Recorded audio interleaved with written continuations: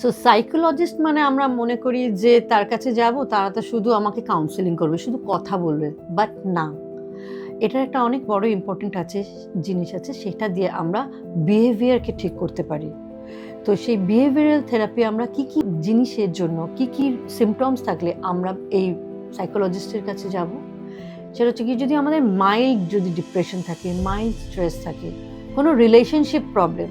আমরা অনেক সময় দেখেছি আফটার কোর্টে যখন ডাইভোর্স হয়, তারপরেতে আমরা 6 মান্থ আমরা একটা কাউন্সিলরের কাছে পাঠাই।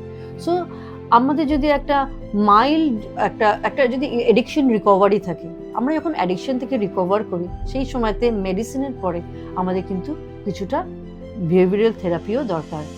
এই বিহেভিয়ারাল থেরাপির মানে হচ্ছে কগনিটিভ বিহেভিয়ারাল থেরাপি, এটাকে বলা হয় CBT.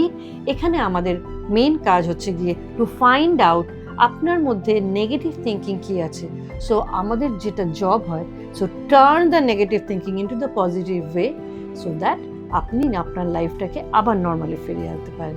So this is the therapy.